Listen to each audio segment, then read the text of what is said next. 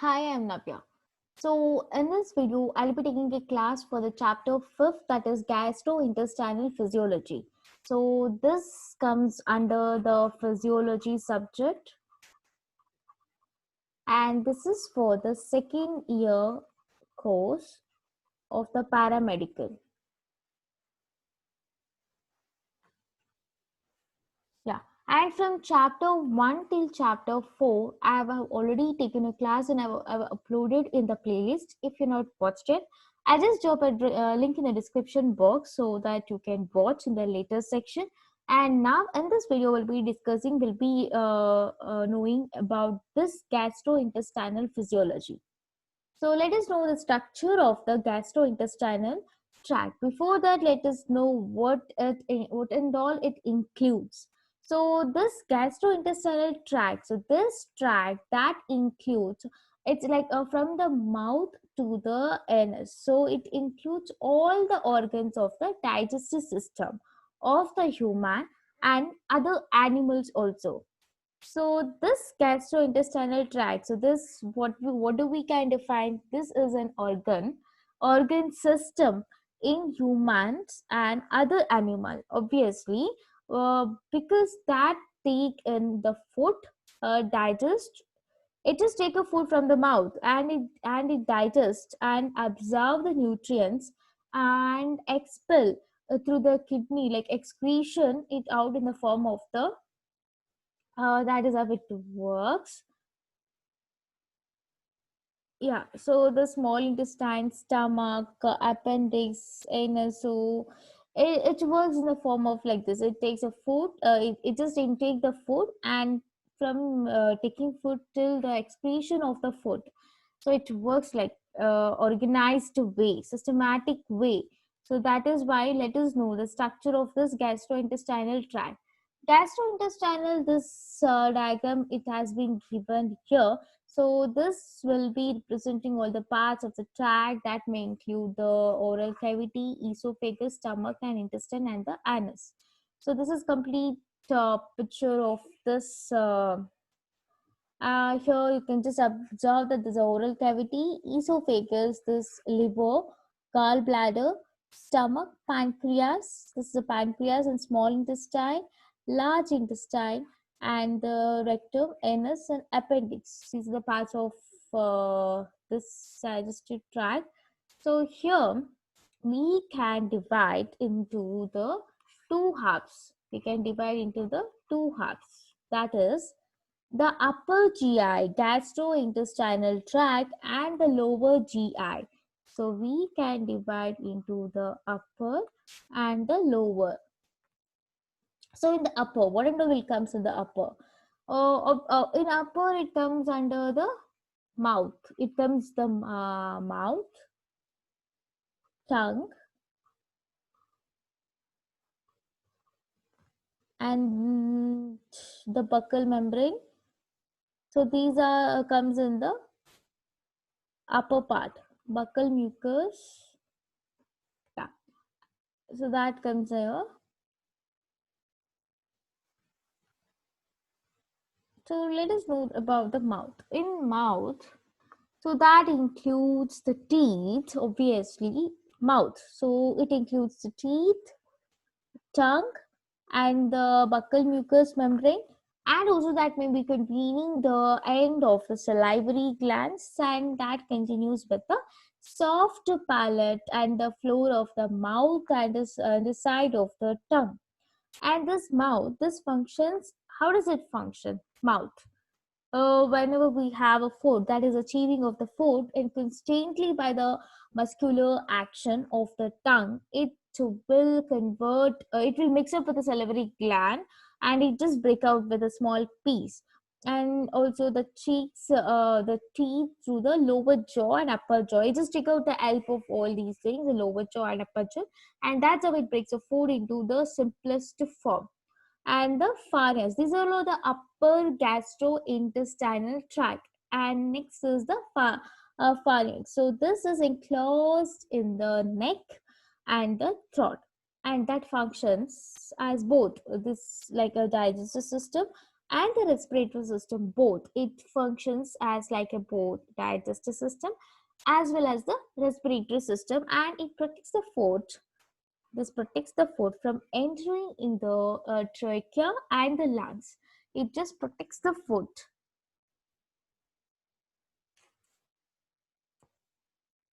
And next is the esophagus. So this esophagus, the muscular tube-like structure, it will be like a muscular tube-like structure. So what does it do? That functions by carrying the food to the stomach. It just carries the food into the stomach, because once the chewed food it reaches to this esophagus, whatever we have taken the food, when it is mixed with salivary gland, then it reaches to the esophagus. From where? From mixes with the saliva, that is from the mouth, mouth. So that action of the swallowing, that becomes involuntary, and that will be controlled by the esophagus and the stomach. This is way the most part of the most work of the digestive takes place over here, because the stomach is a this it's like a bag like organ. What does it store? It just stores the food temporarily, not permanently. Just stores the food temporarily, and then it's just excrete out. Then it breaks down that mixes and churns with the enzymes and other digestive fluids, and finally that passes along to the small intestine, and the lower gastrointestinal tract is there. So here the lower gastrointestinal tract, so that consists of the following organ, that is a small intestine, large intestine. So let's know one by one. Small intestine. So this small intestine, this will be in the coiled thin tube. So this is about like 6 meters in the length. It is like a 6 meter in the length, and where most of the absorption of the nutrients takes place at here. I mean, the most of the nutrients absorbing over here. So here what happened, the food will be mixed with the enzyme. So the food, whatever we have consumed, the cheese with the salivary glands, that comes into the esophagus, and then it just passes into the small intestine. So that will be mixed with the enzyme from the liver and the pancreas in the small intestine. This mixed up with the liver and the pancreas with the small intestine, and the surface of this small intestine, that function, that will be absorbing the nutrients from the blood, that into the bloodstream, and that will be carrying to the rest of the body. And the large intestine, so here the large intestine, this is also known as the colon. So this is will be very thick.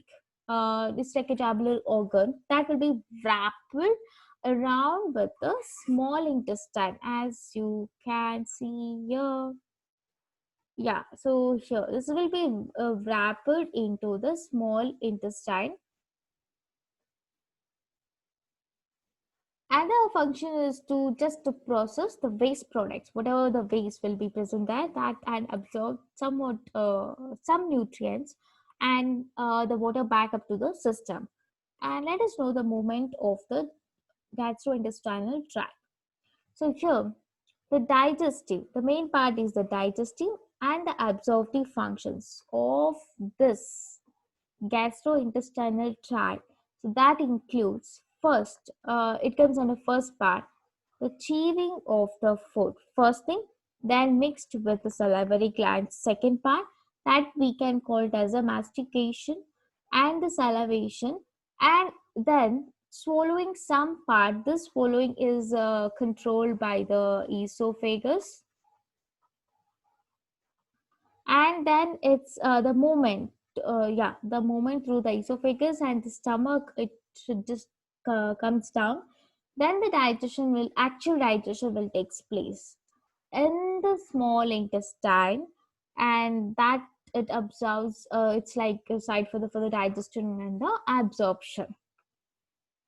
Yeah, the next concept is the salivary glands, its secretion and the function.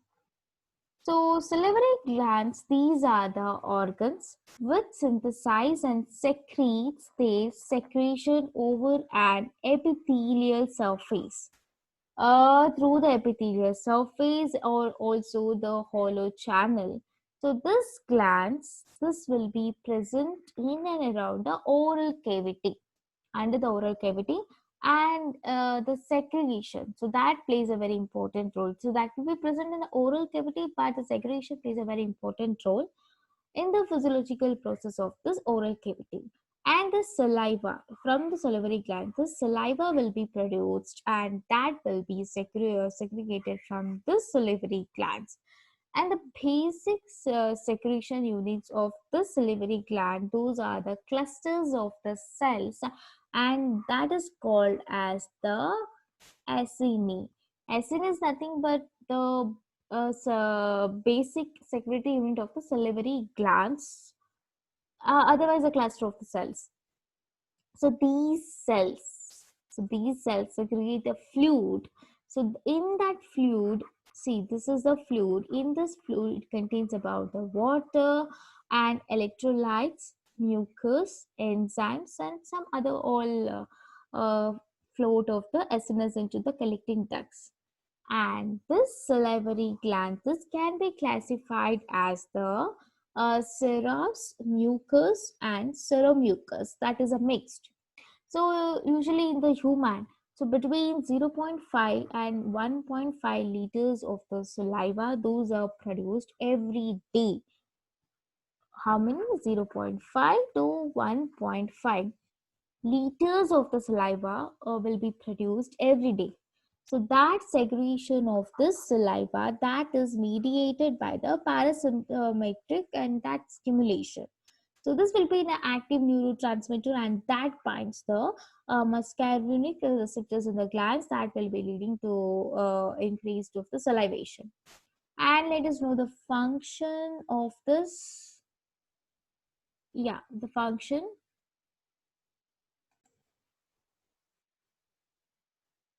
So this salivary glands, this secretes the saliva.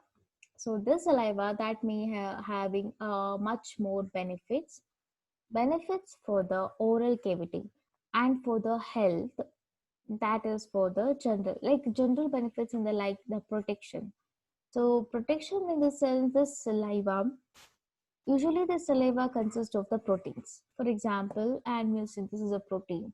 So what does it do? That will lubricate and it protects both the soft and the hard tissue of the oral cavity, completely above the oral cavity. So both the soft as well as the hard tissues. And the next is a buffering.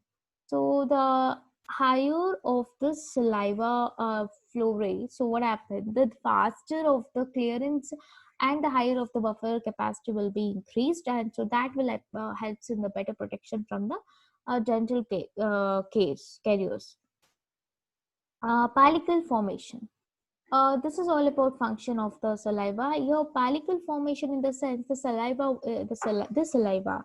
So the saliva that forms a pellicle on the surface of the tooth, that will be to prevent the wearing, and that film contains mucin and proline, rich glycoprotein from the saliva, and the maintenance of the tooth integrity. So this will be like occurring in the enamel disintegrators.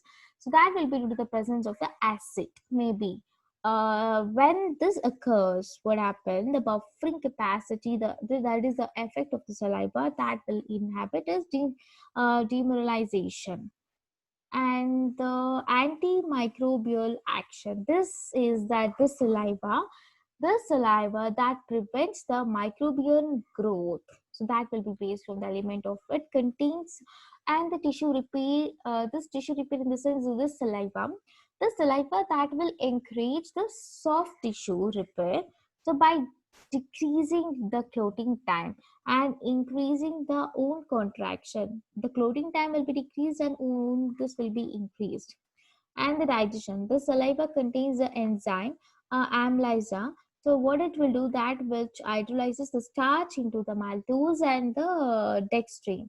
And the next concept is that hepatobiliary system, that is the secretion and its function.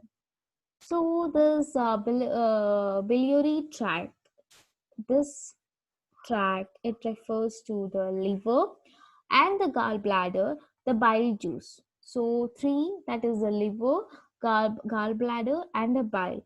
And also how they work together to make to store and to secure bile.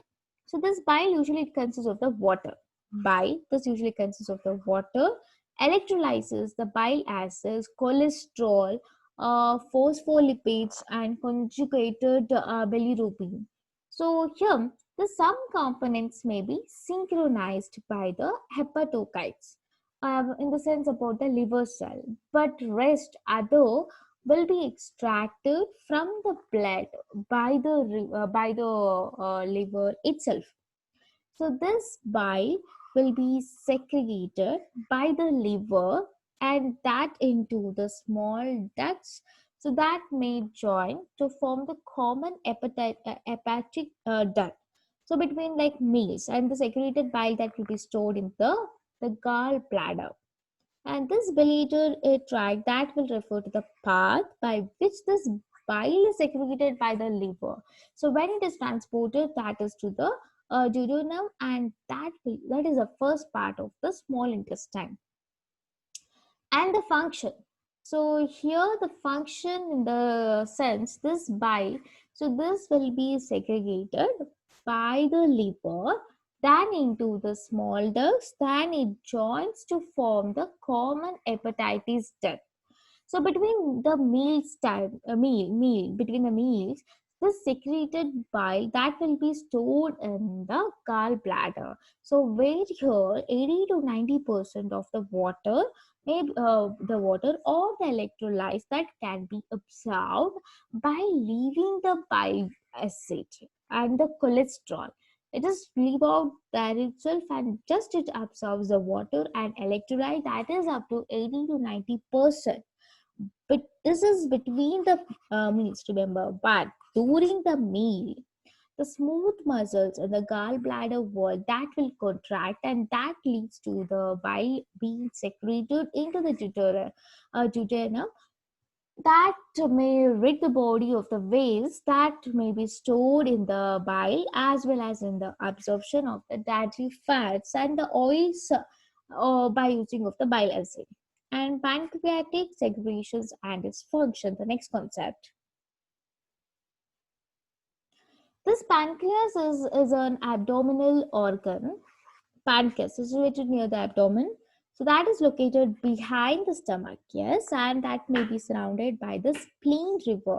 And upper part, that is the small, I mean the below it says this the small intestine, and this is a vital part for the digestive system, and it is very responsible for the like regulating of the blood sugar level.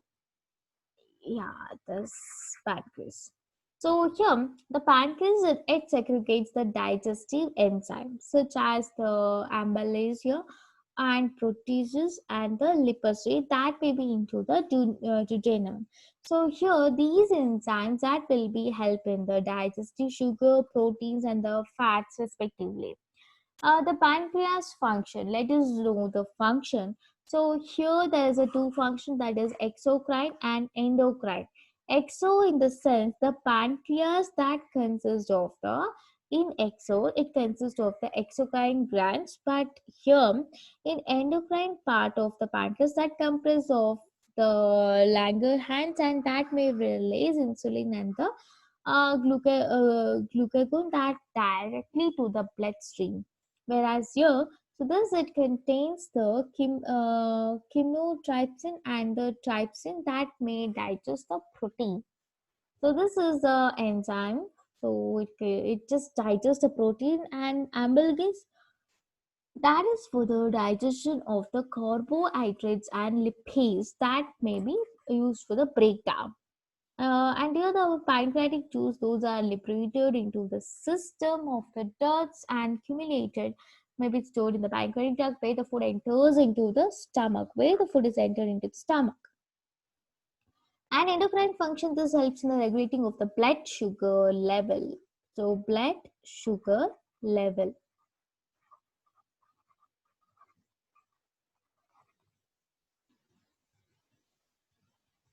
Next concept is that the intestinal secretion and the function.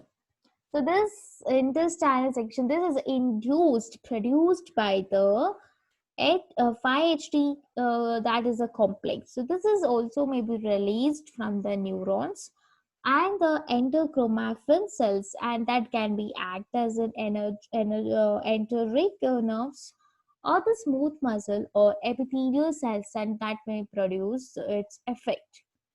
And here we have a two concept, that is the applied aspects in GIT. So there are like a three primary functions of the GI tract. So that are the injection of the food and water. Three functions. So this is the first function: injection of the food and the water, and the digestion of the food and absorption of the news. First is injection and the digestion, last is the absorption, and other is the expulsion. These are the three four. And here it such as like salivary glands, pancreas, liver, and the gallbladder.